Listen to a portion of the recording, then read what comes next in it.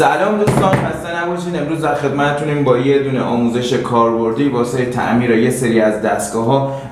یکی از مشکلاتی که امروز می‌خوایم راجعش حرف بزنیم یه دونه مشکل اسپیکر آیفون. امروز از دوست خوبم آقای فرباد وکیلی خواهش کردم که یه دونه دستگاه رو واسه ما به صورت زنده اول تست کنه، ببینیم خرابیش چطوریه، بعد درست کنه و دوباره لایو تست کنیم ببینیم چطور میشه. اگه بخوام یه توضیحی راجبش بدم، اسپیکرهای دستگاه‌ها معمولاً اگر باهاشون سر کله زده باشین دیدین بعد از یه مدتی استفاده کردن صداش ضعیف میشه، نمیدونم صداش در نمیاد، احساس می‌کنیم صدای طرف از ته چاه میاد یا یه همچین چیزایی. حالا اسپیکر دو تا بحث داره. یه دونه اون قسمتی که ما گوش میکنیم، اصطلاحاً بهش میگیم کپسول گوشی، یه دونه اون قسمت پایینی که صدای زنگ ازش در میاد که تمامی موبایلایی که در حال حاضر دارن ازش استفاده میکنیم همشون یه همچین پروسه رو دارن، هیچ فرقی نداره، همشون یه کپسول گوشی دارن، یه دونه اسپیکر پایین دارن. یه دونه دستگاه اینجا داریم، اگه اشتباه نکنم 11 پرو مکس نه؟ بله 11 پرو مکس دستگاه داریم، میخوایم بازش کنیم ببینیم چطور میشه.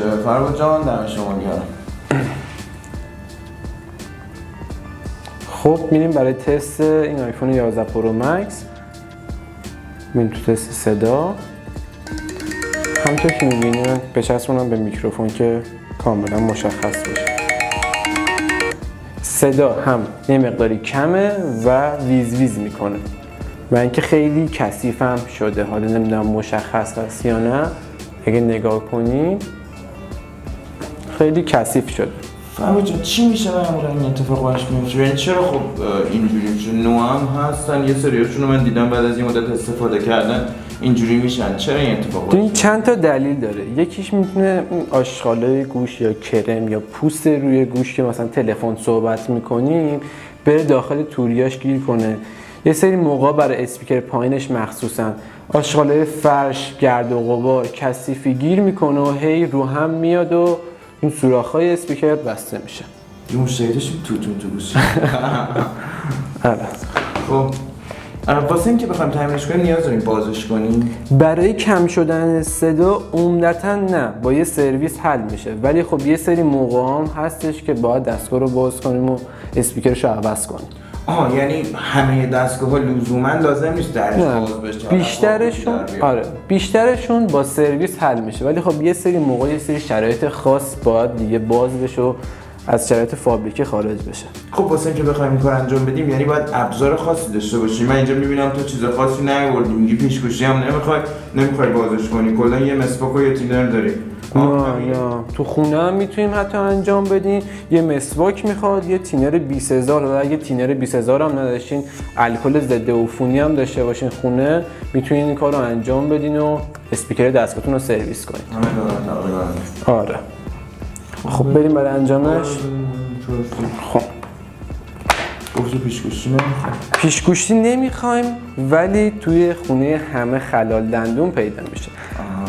یه سری موقع ها این موقعی که این پایینش آشغال میگیره، شما حالا هر چقدر مسواک بزنید، چون بعضی اوقات یه مدت زیادی آشغال گیر میکنه سفت میشه. باید شبیه خلال دندون یا یه پنسی که زیاد تیز نباشه این آشغالای توشو آروم در بیاریم.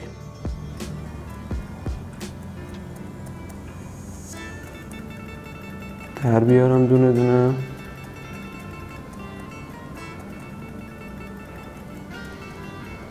فقط برای اسپیکر پایینش، توری بالش لازم نیست این کارو بکنیم. خب این کارمون با این تموم شد، خلال دندون ما. خب یه نکته که هست، حالا اگه تینر دارین که تینر، اگه الکل دارین نباید مستقیم بزنید به دستگاه، بزنید به مسواک. حالا من اینجا ظرف تینرم دارم، یکم با دستم تینرشو میگیرم، نمیدونم معلوم میشه یا نه، تینرشو میگیرم که زیاد تینر نداشته باشه.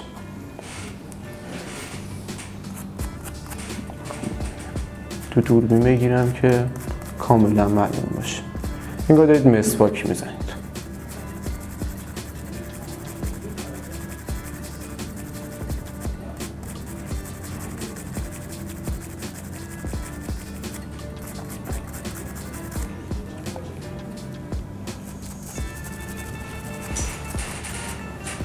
این مقدار دیگه بزنم.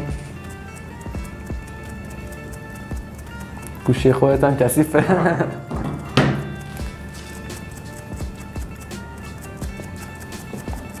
دست بشته خب این تا حد زیادی سرویس شد. حالا میریم برای مرحله بعدش. یه مقدار تینر یا الکل روش میمونه. حالا میتونید تو منزل با فوت کنید که اون کثیفی ها رو ببره، یا ما اینجا دستگاه باد داریم که مشاهده میکنید. این خیلی کاربردی تره ولی با فوت هم میشه. من باد بگیرم توش، اینجا بگیرم.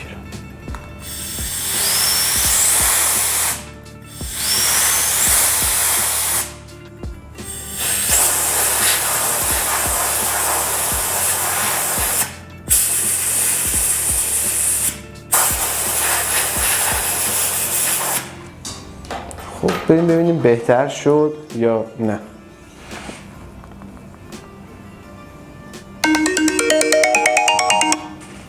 همونطور که میبینید صداش خیلی بهتر مثل روز اولش شد. اینم از این. معجزه کردیم. خب دوستان فکر کنم بتونید تو خونه این کار انجام بدید. فقط اگر باز اطلاعاتی نیاز داشتین یا پروسه دیگه بود میتونید با همکارام تو بخش پشتیبانی در تماس باشید. اونا تمامی اطلاعات لازم رو بهتون میدن و در نهایت اینکه اگر نیاز بود یه وقت نشد و نتونستین درستش کنید یا هر چیز دیگه میتونید تشریف بیارید یا دستگاهتون رو برامون بفرستین. همکارم براتون درست میکنه یا کسای دیگه هستن تو بخش تعمیرات براتون انجام میدن و دوباره براتون ارسال میکنن. ممنون که در اینجا با ما بودین. خدا نگهدار. خداحافظ.